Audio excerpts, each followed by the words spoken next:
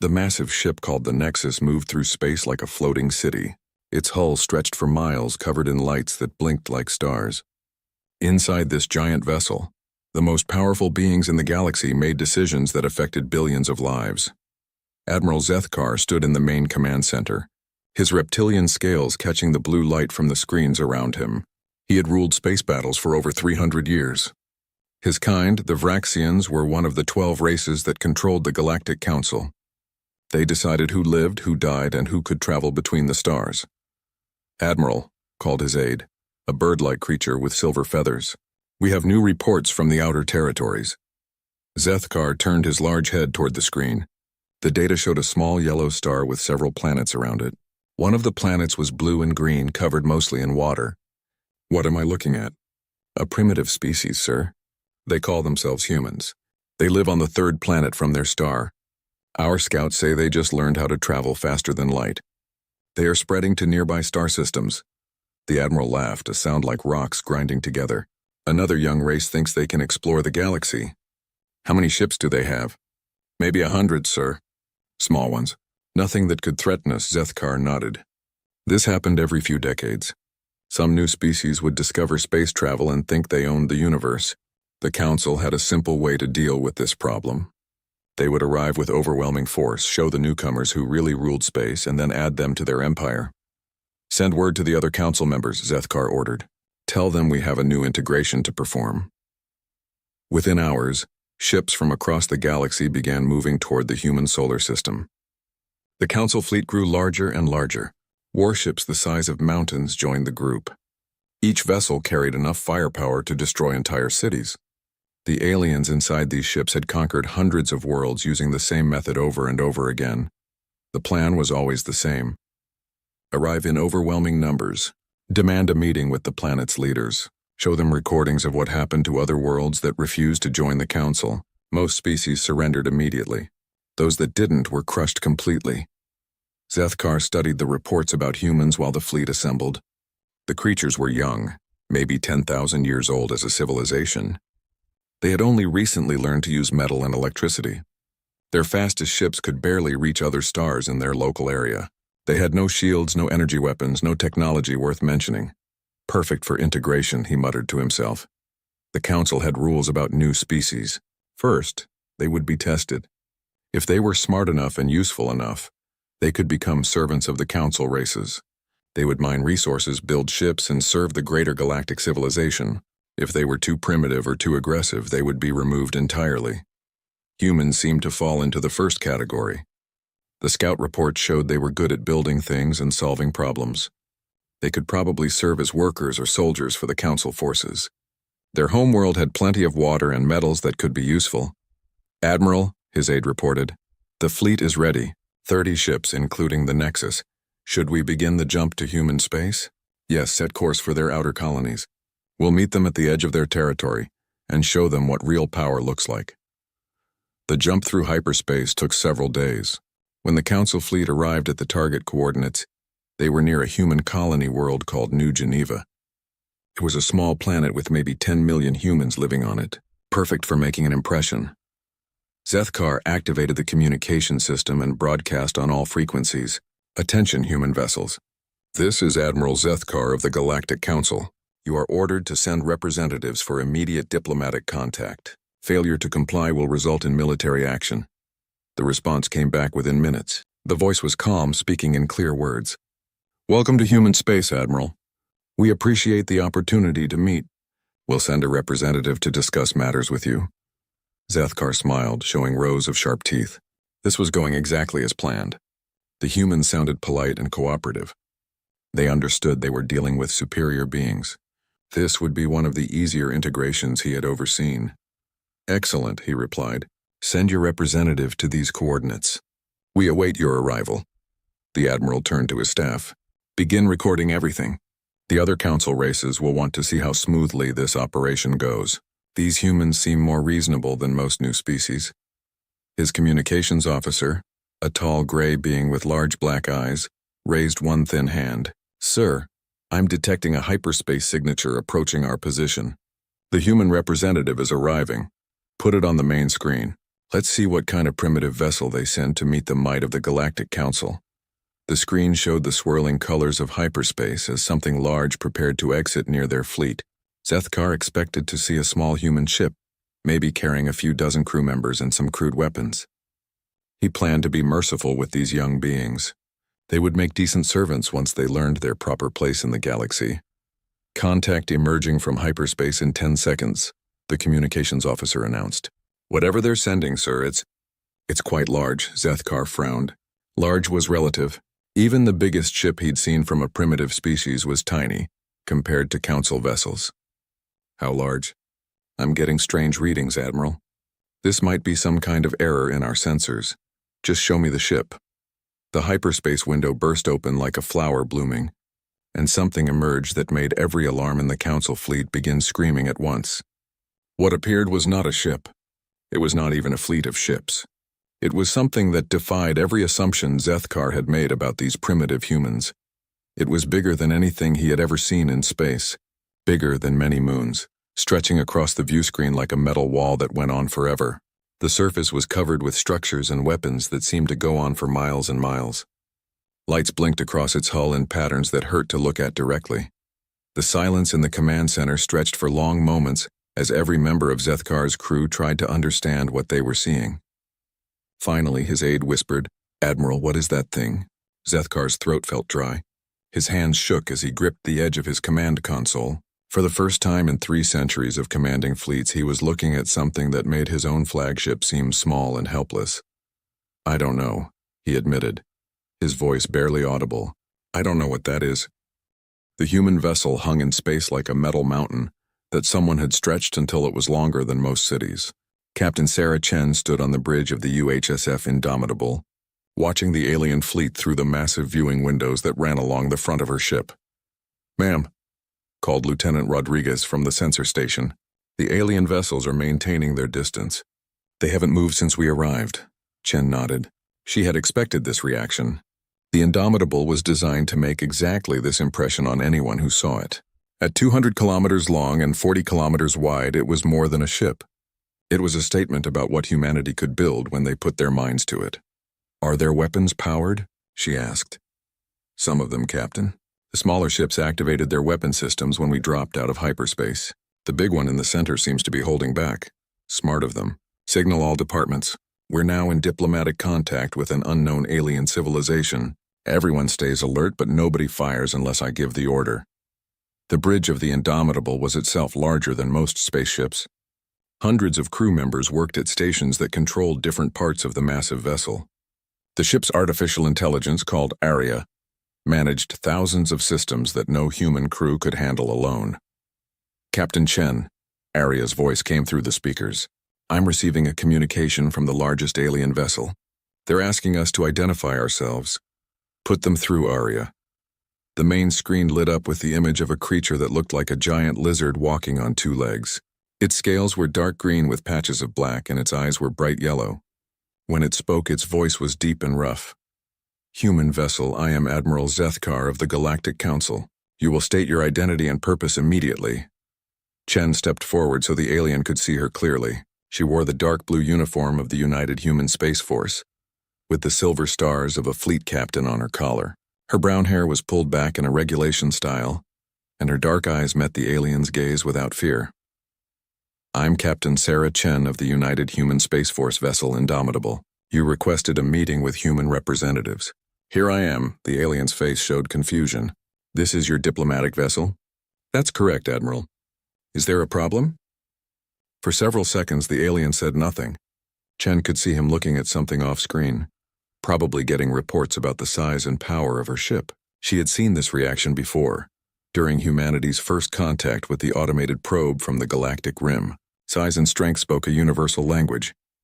"Captain Chen," the Admiral finally said, "your vessel is unusually large for a diplomatic mission." "Is it?" "We weren't sure what to expect from first contact with an alien civilization. We thought it was better to be prepared." Chen's voice stayed calm and polite. "How large is your diplomatic vessel, Admiral?" "This is the Nexus flagship of the Galactic Council. It serves as our mobile capital and diplomatic center." Chen looked at the readings on her tactical display. The alien flagship was big by the standards of most civilizations, maybe 15 kilometers long. Impressive, but tiny compared to the Indomitable. It's a beautiful ship, Admiral. Much more elegant than our design. Captain, I must ask, what is the purpose of the weapon systems I'm detecting on your vessel? Defense, primarily. And deterrence. We've found that being strong enough to protect ourselves makes diplomatic conversations much more productive. Chen paused. You came here with 30 warships, Admiral. Were you planning to use those for diplomacy as well? The question hung in space between the two fleets. Chen could see the alien admiral struggling with the situation. He had probably never met another species that could match his firepower. The Galactic Council was used to being the biggest force in any conversation. Captain, Zethkar said slowly, perhaps we should discuss the terms of your integration into the Galactic Council. Integration? Chen raised an eyebrow. I think there's been a misunderstanding, Admiral. We're here to establish diplomatic relations between equals. Integration isn't on our agenda. Captain Chen, you must understand. The Galactic Council has governed this region of space for thousands of years. New species are integrated into our civilization for the benefit of galactic peace and stability. Chen turned to her communications officer. Commander Park, please transmit file package Delta 7 to the Admiral's ship. Transmitted, Captain. Admiral Zethkar, we've sent you some information about human civilization that might help clarify our position. Take a look at that data and then we can continue our discussion. Chen walked over to the tactical station while waiting for the aliens to review the files. The information package contained details about human space, including the locations of their colonies and the size of their fleet. It would give the aliens a better understanding of what they were dealing with. Captain, whispered Commander Park, are you sure we should tell them about our other Titan-class ships? They'll find out eventually, Commander. Better to be honest from the beginning. The tactical officer, a woman named Lieutenant Torres, was studying the alien fleet formation. Captain, they're not arranged for combat. It looks more like a parade formation, designed to look impressive rather than to fight effectively. They expected to intimidate us into surrender, Chen realized. This was never meant to be a real diplomatic meeting. It was meant to be a demonstration of power followed by our submission. Should we adjust our position, ma'am? No. We stay right here between them and New Geneva. Let them make the next move. After 10 minutes, Admiral Zethkar's image appeared on the screen again. His expression had changed completely. The confidence was gone, replaced by something that looked like barely controlled fear. Captain Chen, he said carefully, according to your data, humanity controls 24 star systems and has a fleet of over 800 vessels. That's correct. And you have 6 more ships of this size? 7, actually.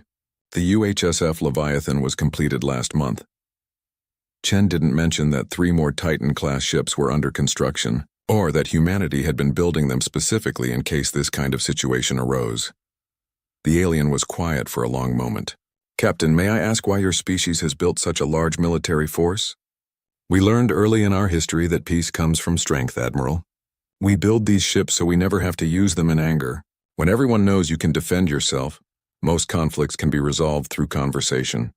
And if conversation fails, Chen's expression grew serious, then we're prepared for that possibility as well. But I'm hoping it won't come to that. We'd much rather have you as friends and trading partners than enemies. The communication ended abruptly. Chen could imagine the chaos on the alien command ship as they realized their overwhelming advantage had just turned into a potential disaster. The humans weren't primitive newcomers begging to join galactic civilization. They were potentially the most powerful military force in the galaxy, and they were offering friendship from a position of absolute strength. All stations, maintain alert status, Chen ordered. This conversation is far from over. Captain Sarah Chen walked through the corridors of the UHSF Indomitable, past the endless rows of crew quarters and workstations that housed her ship's population of 2 million people. The vessel was so large that it had its own internal transportation system, with trains that carried people and supplies from one section to another. She stopped at the observation deck on level 847, where a group of civilian scientists were studying the alien fleet through powerful telescopes. Dr. James Walsh, the ship's head of xenobiology, looked up from his instruments as she approached. Captain, we're getting some interesting readings from their vessels, he said. Their technology seems advanced, but not as advanced as we expected. How so? Their energy signature suggests they're using fusion reactors, similar to what we used 50 years ago. Their hull materials appear to be standard metal alloys, nothing exotic or particularly impressive. Dr. Walsh adjusted his telescope's focus. Honestly, Captain, I'm surprised they managed to build an interstellar civilization with this level of technology. Chen nodded. This matched the intelligence reports her government had been gathering for the past 20 years. Ever since humanity had developed long-range sensor arrays, they had been watching and listening to galactic civilization. The picture that emerged was troubling. The Galactic Council ruled through intimidation and overwhelming numbers, not superior technology. They conquered primitive species by showing up with huge fleets and demanding surrender. Most younger civilizations gave up immediately rather than fight against impossible odds. But humanity had never been good at giving up. Dr. Walsh, what's your assessment of their biological capabilities? Based on their ship designs and the brief communication we intercepted, I'd say most Council species are physically similar to humans. Some are stronger, some are faster, but nothing that would give them a significant advantage in individual combat. Their real power comes from organization and numbers. Chen left the observation deck and took a transport car to the command section of the ship. Along the way, she passed through the manufacturing districts, where automated factories produced everything the ship's crew needed. The Indomitable was designed to operate independently for years without needing supplies from human space. In the Strategic Planning Center, she found her senior officers reviewing data about the Galactic Council. Commander Park was studying star charts that showed the extent of Council territory. It covered most of the galaxy's inner regions with thousands of inhabited worlds under their control. Captain, Park said as she entered, we've been analyzing the Council's expansion patterns. They follow the same method everywhere. They find a young species, overwhelm them with superior numbers, and then integrate them into their empire as servant races. How many species are we talking about? At least 200 that we can identify from their communications. Possibly more. Park highlighted several star systems on the map. The scary part is how efficient they are. Most species surrender immediately when they see the size of a Council fleet. Chen studied the map. Red dots showed Council-controlled systems, while blue dots marked the handful of independent civilizations that had managed to avoid conquest. Human space was a tiny cluster of green dots on the galaxy's edge. What about those independent systems? How did they avoid integration? Lieutenant Commander Martinez, the ship's chief engineer, pulled up another display. Most of them are too far away for the Council to bother with, or they're in regions with dangerous space phenomena. A few seem to have reached some kind of accommodation with the Council, probably paying tribute in exchange for independence. And none of them ever fought back? Not successfully. We found records of at least a dozen species that tried to resist. They were completely destroyed. Not just conquered, but wiped out entirely. Martinez's expression was grim. The Council doesn't tolerate defiance. Chen walked over to the display showing the current tactical situation.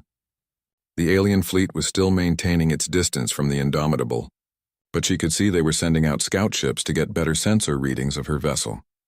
Arya, what's our current power output? The ship's artificial intelligence responded immediately. Fusion reactors are operating at 12% capacity, Captain. All systems are functioning normally. We could increase to full combat power in approximately 4 minutes if necessary. And our defensive status? Shields are at standby power but can be brought to full strength in 30 seconds. Point defense systems are active. All weapon systems are online but not powered. Chen smiled slightly. The Indomitable was barely using any of its capabilities. But even at minimum power, it was probably stronger than the entire alien fleet combined. This was exactly what humanity's leaders had hoped for when they authorized the Titan-class construction program. The plan had been simple, but ambitious. Instead of trying to match alien civilizations ship for ship, humanity would build vessels so powerful that numbers wouldn't matter. Each Titan-class ship could face an entire fleet and win. More importantly, they were so obviously powerful that most enemies would choose negotiation over combat. Captain, called the communications officer. We're receiving another transmission from the alien flagship. Put it through. Admiral Zethkar appeared on the screen again. He looked much less confident than during their first conversation. Captain Chen, I've been in communication with the other members of the Galactic Council. We would like to continue our diplomatic discussions. Of course, Admiral. What would you like to discuss? First, we need to understand your intentions regarding council space. Do you plan to expand into territories currently under our protection? Chen had been expecting this question. Admiral, humanity has no territorial ambitions beyond our current borders. We have more than enough space for our growing population within the systems we already control. We're not interested in conquest. Then what do you want? Trade relationships, cultural exchange, scientific cooperation, the same things most civilizations want when they meet new neighbors. Chen paused. We'd also like assurance that the Council won't interfere with human colonies or attempt to integrate us against our will. The alien admiral was quiet for several moments. Chen could see him consulting with advisors who were probably telling him things he didn't want to hear. Finally, he spoke again. Captain, the Galactic Council has maintained peace and stability for thousands of years through our integration system. Independent civilizations create complications. What kind of complications? Wars, resource conflicts, territorial disputes. When species are allowed to develop independently, they often come into conflict with their neighbors. Integration prevents these problems. Chen considered this. It was probably true that the council system prevented some conflicts, but it also prevented growth, innovation, and freedom. Every species under council control was locked into whatever role the ruling races decided for them. Admiral, I understand your concerns, but humanity has a different approach to galactic peace. We believe strong, independent civilizations that respect each other's sovereignty are more stable than empires built on conquest. And if you're wrong, if your independence leads to conflict, then we'll deal with those conflicts as they arise. But we'll deal with them as free beings, not as subjects of another species' empire. The conversation ended again, but Chen could see this was just the beginning of a much longer negotiation. The aliens were trying to figure out how to handle a situation they had never faced before, a species that was too powerful to conquer, but too independent to ignore. She turned to her officers. Begin preparing detailed proposals for trade agreements and mutual defense pacts. If the Council is willing to recognize our independence, we might be able to work with them. If not, she didn't finish the sentence, but everyone in the room understood the implication. Humanity was prepared for either outcome. Admiral Zethkar stood in the center of the emergency council chamber aboard the Nexus, surrounded by holographic images of the 11 other species that ruled the galaxy. Each representative looked as disturbed as he felt. In 3,000 years of galactic history, nothing like this had ever happened. The human vessel is impossible, declared Council Member Thisara, a crystalline being whose body reflected light in strange patterns. Our sensors must be malfunctioning. No single ship could generate that much power. The sensors are working perfectly, Zethkar replied grimly. I've had them checked 3 times. The human ship is everything it appears to be. Council Member Vorth, a gas cloud creature that lived in a mechanical suit, spoke next. Even if their ship is real, they cannot have many such vessels. The resources required would be enormous. They claim to have 7 more ships of similar size plus hundreds of smaller vessels, Zethkar said. And based on the industrial capacity we detected in their data files, they could build more. The chamber fell silent. Each council member was trying to process what this meant for their civilization.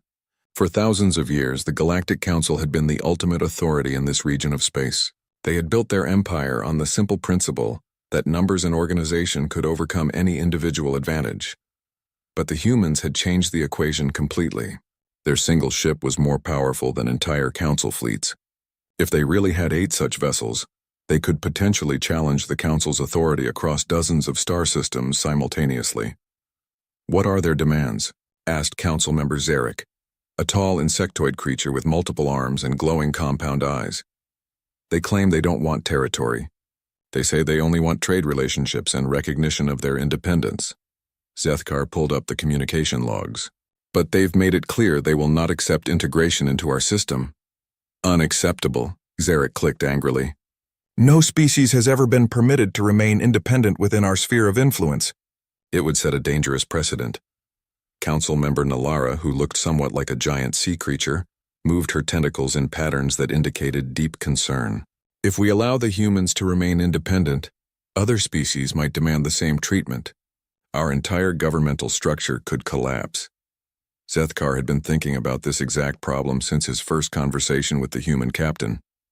The Galactic Council's power depended on the belief that resistance was futile. Every species they encountered had to believe that joining the Council was their only option for survival. If word spread that humans had successfully negotiated from a position of strength, it could inspire rebellion throughout Council space. Species that had been integrated centuries ago might start wondering if they could fight back. Independent civilizations on the galactic rim might form alliances to resist Council expansion. Have we considered the military option? Asked Council Member Zahn, a reptilian species similar to Zethkar's own people but with darker scales and larger claws. Surely our combined fleets could overwhelm them through sheer numbers. Zethkar had been dreading this question. I've run the tactical projections. The human ship's defensive capabilities appear to be extraordinary. Our weapons might not be able to penetrate their shielding at all. And their offensive weapons, he paused, checking his reports again. Their offensive weapons could destroy our largest ships with single shots. How is that possible? Thaisara's crystalline body flashed with confused colors. What kind of technology do they possess? Advanced fusion reactors that generate exponentially more power than our own. Hull materials we can't identify that seem stronger than anything in our database. Weapon systems based on kinetic bombardment and directed energy that operate on scales we've never seen. Zethkar's voice grew quieter as he continued.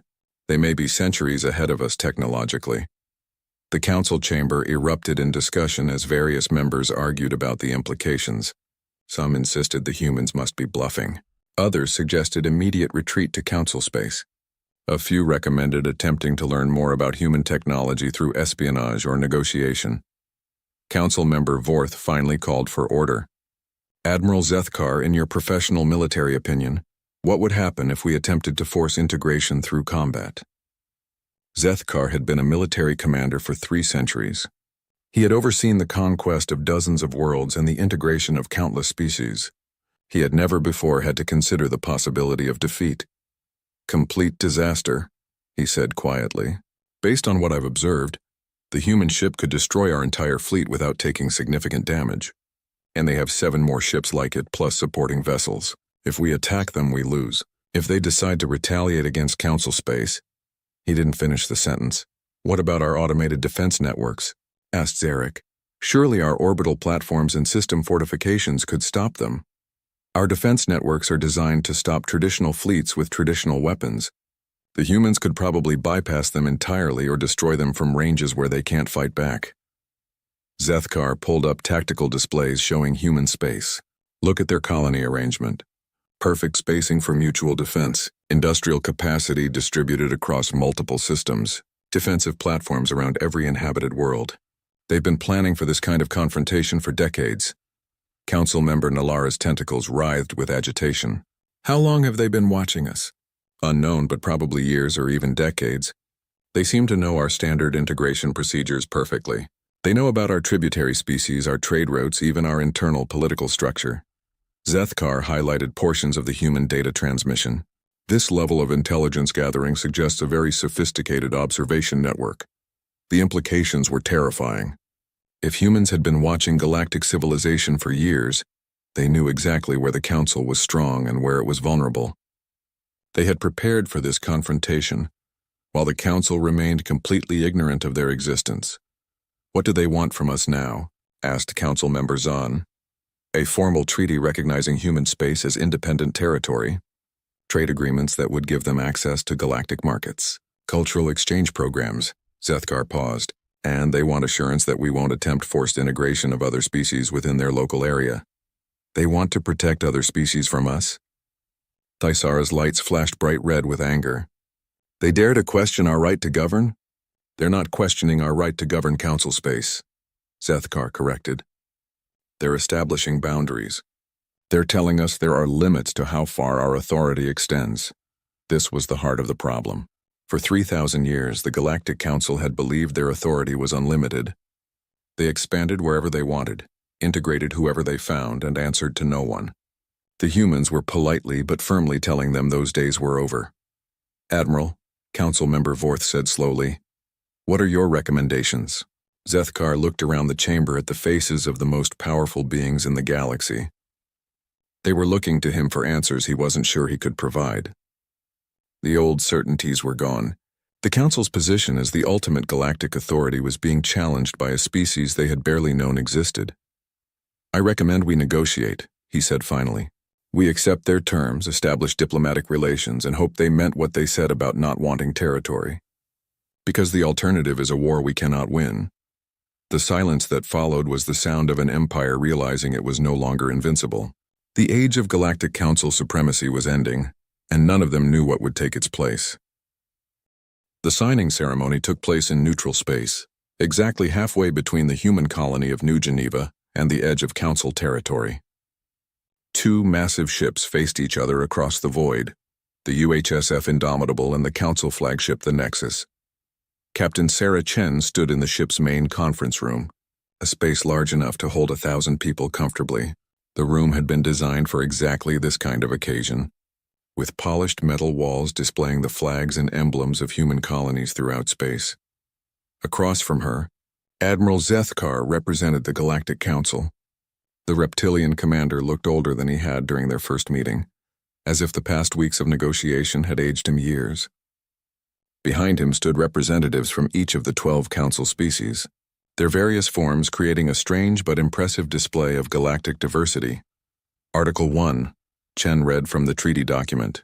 The Galactic Council recognizes the sovereignty and independence of the United Human Space Federation over all territories currently under human control, including all planets, space stations, mining facilities, and shipping lanes within designated human space.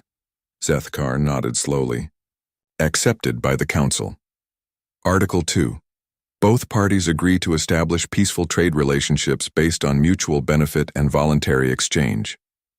Neither party will attempt to restrict the other's access to galactic markets or interfere with lawful commercial activities. Accepted, the ceremony continued, for over an hour, as they worked through each point of the agreement. Trade protocols, territorial boundaries, dispute resolution procedures, cultural exchange programs, all the framework needed for two powerful civilizations to coexist peacefully. But everyone in the room knew this was about more than trade and territory.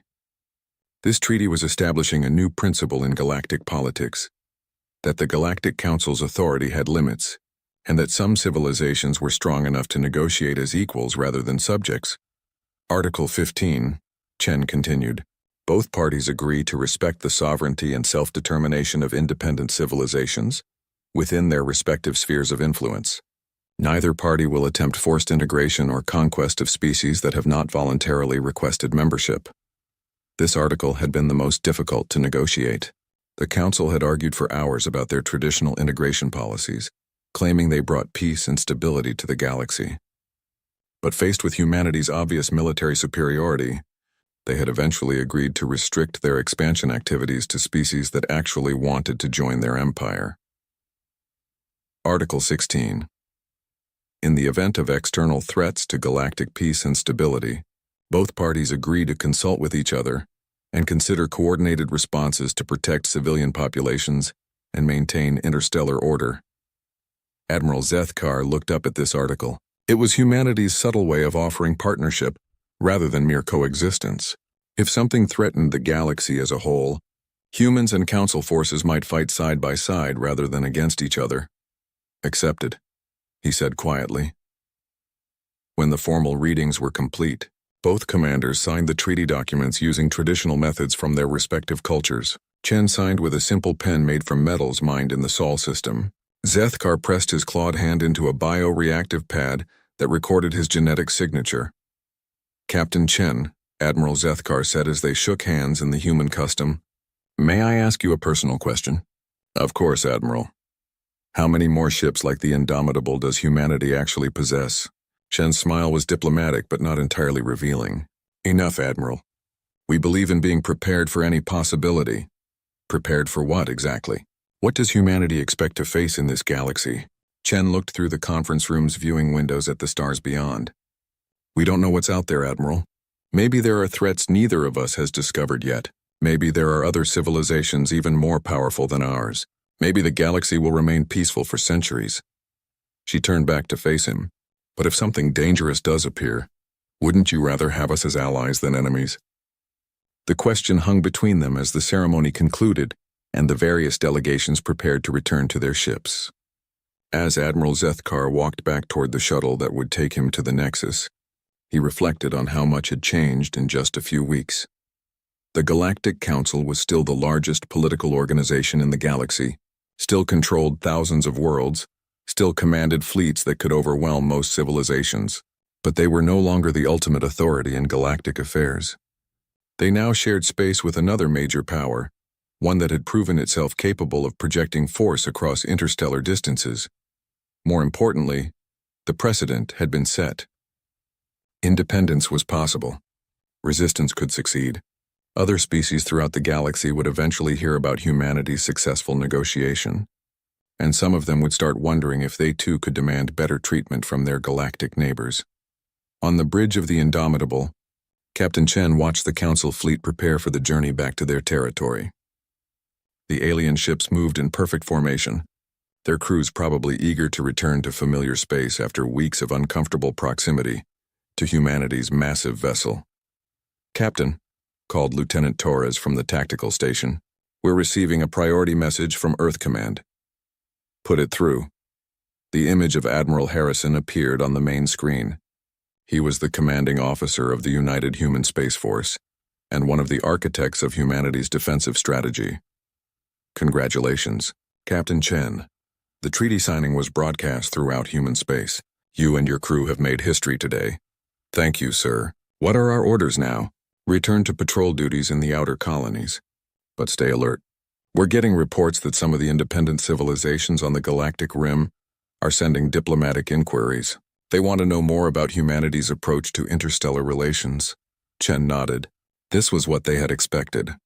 Word of humanity's successful negotiation would spread quickly through the galaxy's communication networks. Species that had been hiding on the edges of known space to avoid Council integration would start wondering if they could find safety in numbers. "Are we prepared to extend protection to other species, sir?" "That depends on the circumstances.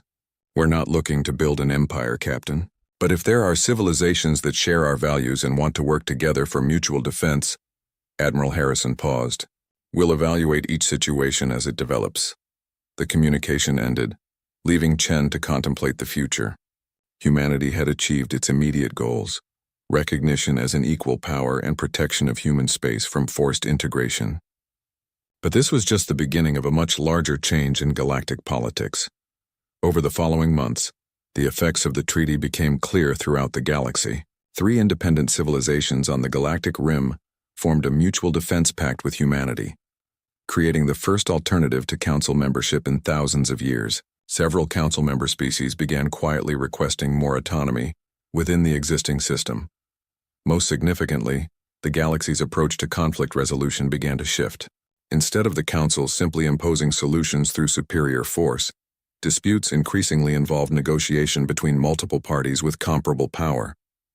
It was messier and more complicated than the old system, but it was also more just. Admiral Zethkar, now serving as the Council's primary liaison with human space, often found himself remembering Captain Chen's final question during the treaty ceremony. What threats might be waiting in the unexplored regions of the galaxy? What challenges might require the combined strength of all galactic civilizations to overcome?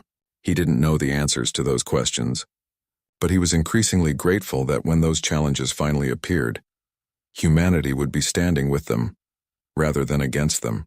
The galaxy had become a more complicated place, but it might also have become a safer one. The age of human expansion was just beginning, and with it, a new chapter in galactic history that no one could predict.